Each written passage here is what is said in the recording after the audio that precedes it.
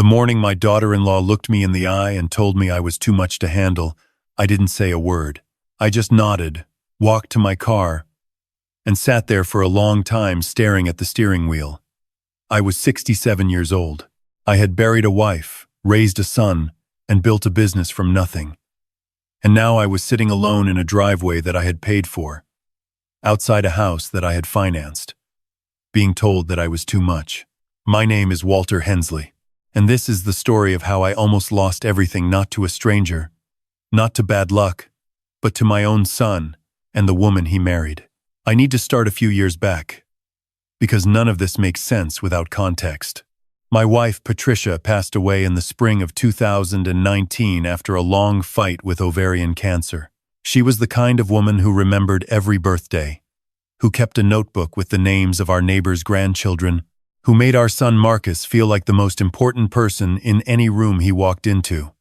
When she died, something went quiet in our house that has never come back.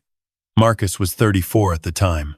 He had married his wife, Brianna, 2 years earlier in a ceremony that Patricia planned almost entirely by herself, despite being deep in chemotherapy. My wife wanted one thing: to see her son get married. She got that. 4 months later, she was gone.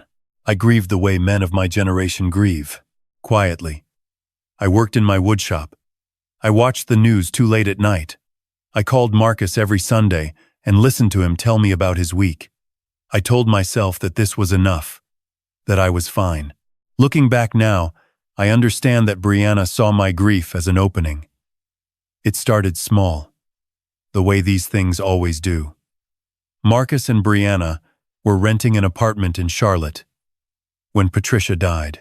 I had the house in Mooresville, 4 bedrooms, 2 acres, a shop out back, more house than one man needs. Marcus mentioned they were thinking about buying a place, and I offered to help. I want to be clear about what help meant to me. I had spent 40 years running a flooring installation company. I was not a wealthy man by any dramatic measure, but I had been careful. Patricia and I had paid off the Mooresville house. I had a 401k, a small brokerage account, and a piece of commercial property in Statesville that I rented to a plumbing supply company for $3,100 a month. I had enough, more than enough.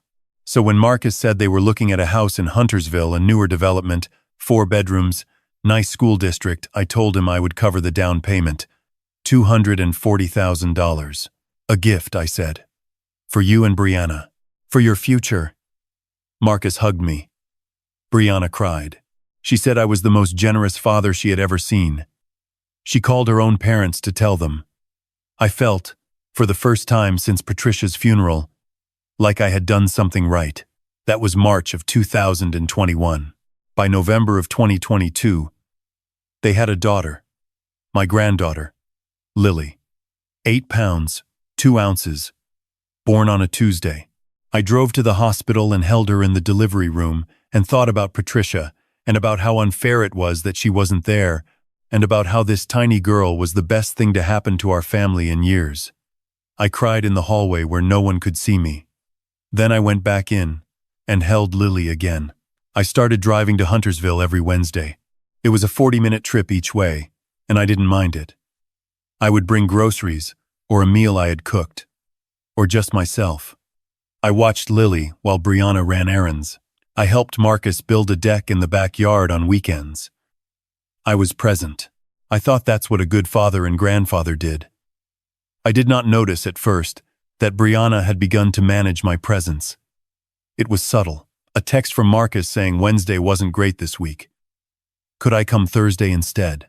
Then Thursday wasn't good either. How about the following Monday? Visits that used to last 3 or 4 hours started ending at 2.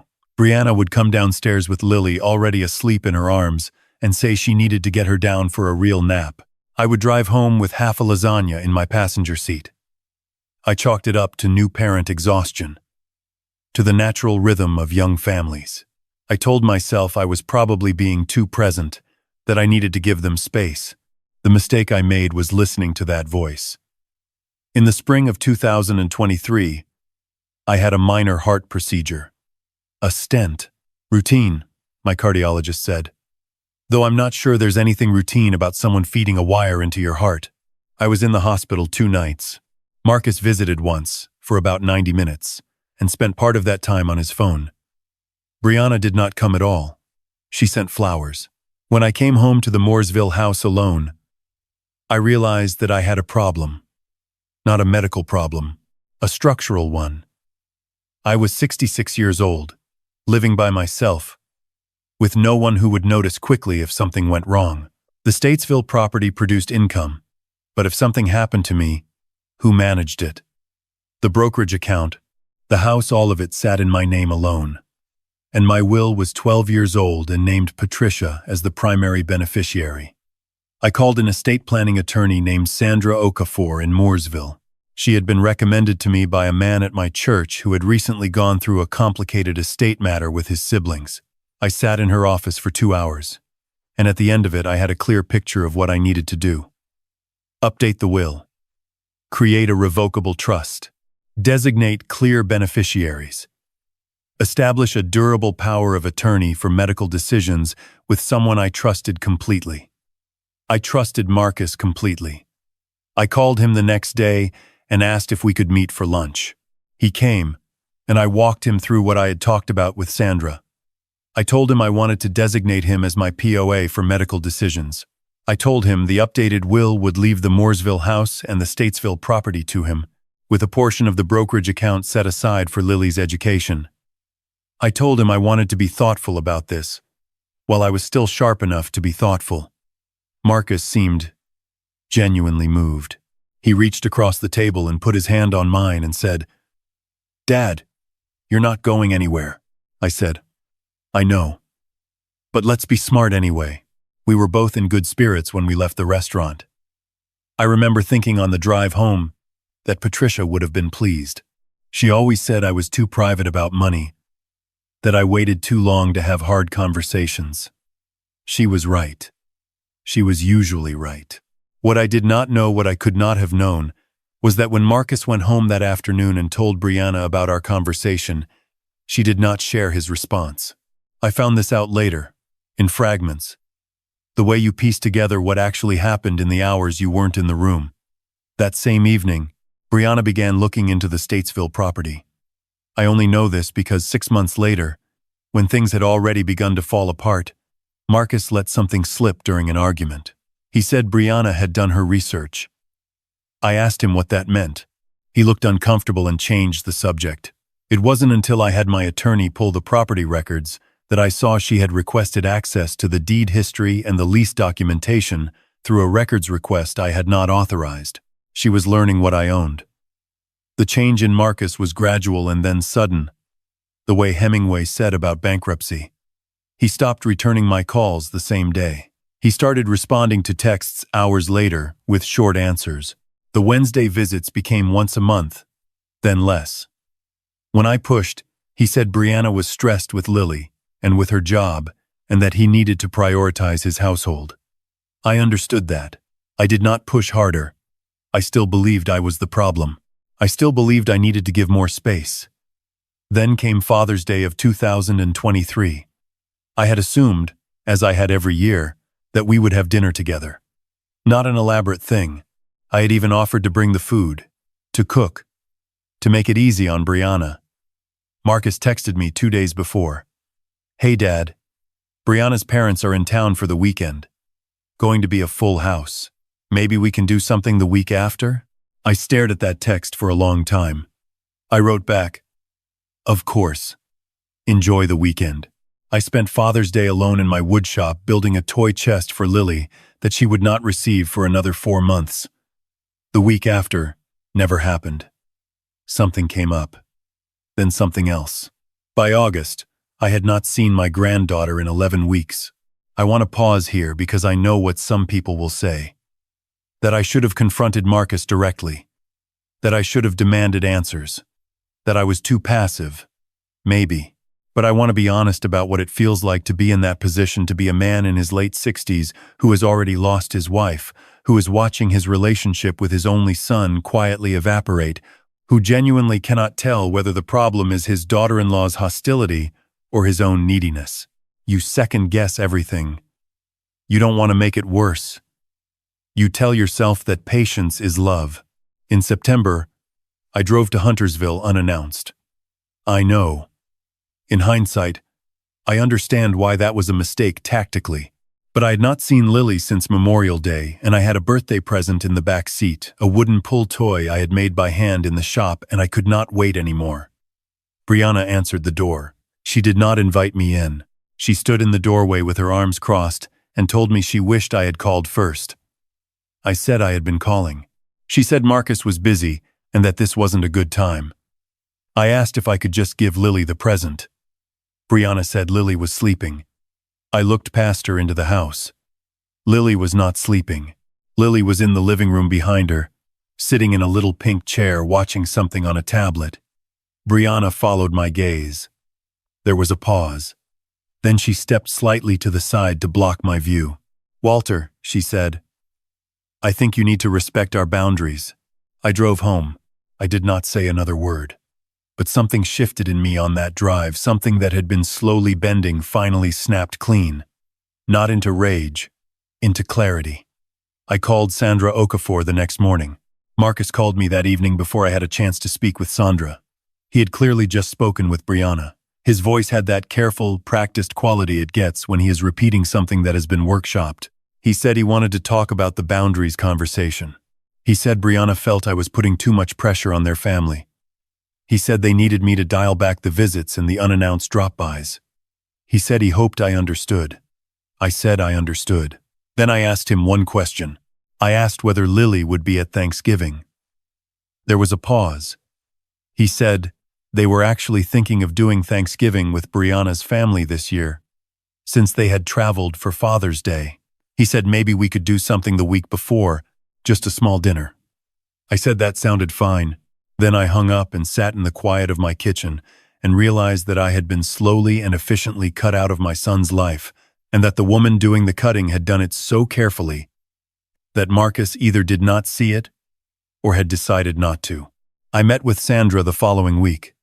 I told her everything. She listened without interrupting, which I appreciated. When I finished, she was quiet for a moment. Then she asked me a question that I have thought about many times since.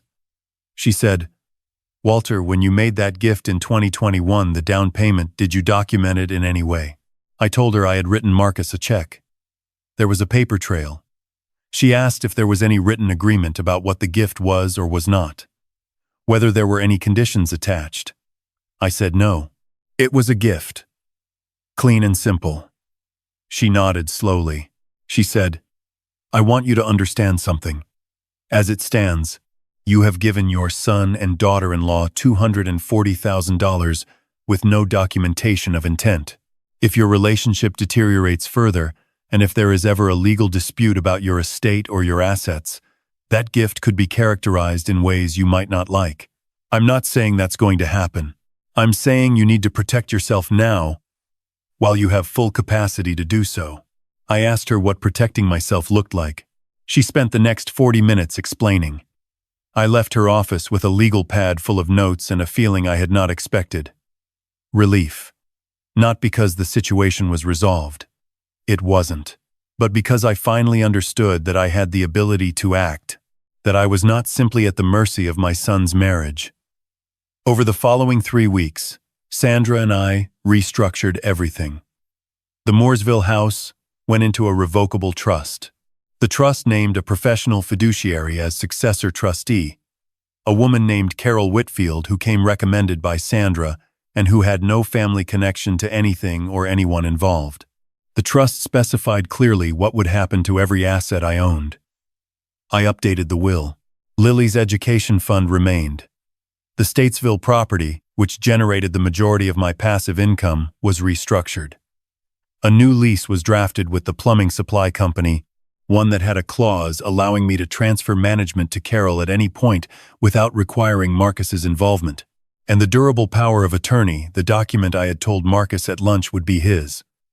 I assigned instead to my old business partner, a man named Ray Decker, who had known me for 30 years and who, unlike my son, had driven to the hospital without being asked when I had my stent procedure. I did not tell Marcus any of this. In October, Marcus texted me about Thanksgiving again. The small dinner he had mentioned, the week before the actual holiday. I agreed. I drove to Huntersville on a Tuesday evening with a sweet potato casserole Patricia used to make. Brianna was polite in the clipped way she had developed pleasant surface. Nothing underneath. Lily ran to me when I came in the door, and I picked her up and held her and thought, this is still worth it. Whatever it costs, this is still worth it. After dinner, while Marcus was putting Lily to bed, Brianna sat across from me at the kitchen table. She poured herself a second glass of wine and looked at me with an expression I had not seen before, direct, almost businesslike. She said she wanted to talk about the Statesville property. I kept my face neutral. I asked what about it. She said that she and Marcus had been talking, and that they felt it might make more sense for Marcus to take over the management now, while I was still able to walk him through it.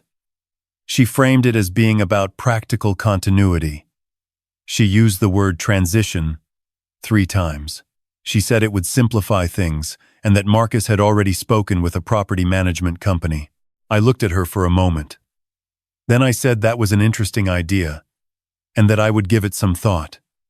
She smiled, and said she thought it made a lot of sense. I nodded and took a sip of coffee and said nothing else. She moved on to other topics, but I sat there thinking about Sandra's question, did you document it in any way, and I understood now exactly what had been happening. The reduced visits, the managed distance, the isolation from Lily. It had never been about boundaries. It had been about positioning. Make the old man feel guilty. Make him feel like he's the problem. Make him eager to prove his love. Then approach him about the income property while he's sitting at a dinner table feeling grateful just to be included. It was the most calculated thing I had ever witnessed. And she had nearly pulled it off. 2 weeks after that dinner, Marcus sent me a follow-up text about the Statesville property. He said Brianna had mentioned they talked, and he thought it was worth exploring. He asked if he could have Ray Decker's contact information, since he thought Ray would know the operational side. I read that text standing in my woodshop. Ray's information. To manage a property that Ray had no involvement with whatsoever. What Marcus didn't know, what neither of them knew, was that I had already assigned Ray as my POA, and that Ray's name appeared in my restructured documents in a very specific legal capacity. They were asking me to hand them the contact information for the man who now legally stood between them and everything I owned. I did not respond to that text for 3 days. When I did, I kept it simple. I said I had already made some changes to how the Statesville property was managed, and that I was happy to talk through the details when the time was right. Marcus called me within the hour. His voice had lost the careful quality. He sounded caught off guard. He asked what kind of changes. I told him I had done a general estate planning review and restructured a few things for simplicity. I told him Carol Whitfield was now the successor trustee and that Ray was my POA. I told him these decisions were not personal, they were practical. There was a long silence. Then Marcus said, "Dad, why would you give Ray power of attorney? He's not family." I said, "Ray drove to the hospital without being asked." That's what I needed. Another silence. Marcus said he thought we should all sit down and talk, him, me, and Brianna. I said I was open to that. We met at my house in Mooresville on a Saturday morning in November. Brianna came in with the energy of someone who had prepared talking points. She said she was concerned about my decision-making. She said the word isolation, that she worried I was isolating myself, cutting out family. She said she wanted to make sure I was okay. She said she cared about me. I let her finish. Then I took a folder off the kitchen counter and set it on the table. Inside was a printed summary of every visit I had made to their house over the previous 2 years, with dates, durations, and a brief note of any interaction with Lily. I had started keeping this log in September on Sandra's advice. I also had printed copies of every text message between Marcus and me from the previous 18 months, including the Father's Day text, the Thanksgiving texts, and the message asking for Ray's contact information. I am not a dramatic man by nature. Patricia would tell you that. I do not enjoy confrontation, but I had spent 40 years in a business where documentation was the difference between getting paid and getting taken advantage of, and I knew how to lay out a clear record. I said, "I'm not isolated. I know exactly what's been happening, and I've spoken with my attorney." The room got very quiet. Brianna looked at Marcus. Marcus looked at the folder. I said I was not interested in a legal dispute with my son. I was not angry, or rather, I was. But the anger had been sitting long enough to cool into something more useful. I said I had restructured my affairs to protect myself, and that those structures were in place and would remain in place. I said I wanted a real relationship with Marcus and with Lily, and that I was willing to work toward that. But I was not willing to trade my financial security for access to my granddaughter. Those two things were never supposed to be connected. Marcus said almost nothing. He looked at the table. At some point, he put his hand over his face. Brianna said they should leave, and that she didn't appreciate being ambushed. I said she was welcome to go. I asked Marcus to stay. He stayed. Brianna left. I heard her car pull out of the driveway. Marcus and I sat at that kitchen table for 2.5 hours. It was the hardest conversation I have ever had with another person. He cried twice. I cried once near the end, when he told me that Brianna had told him, early in 2023, that she thought my closeness with Lily was unhealthy. That word. About a grandfather and his granddaughter. I cried once and quietly, and then I kept talking. I learned things at that table that I had not known. I also said things that I suspect Marcus had needed to hear for a long time. I told him that his mother would have been devastated. I told him I didn't say that to wound him. I said it because it was true, and because Patricia's absence had made it too easy for both of us to pretend that the relationship between a man and his only son does not require maintenance. I did not get everything I wanted from that conversation. Marcus did not come home with a new marriage or a new wife. He went back to Huntersville that evening to the same house and the same dynamic. But something had shifted.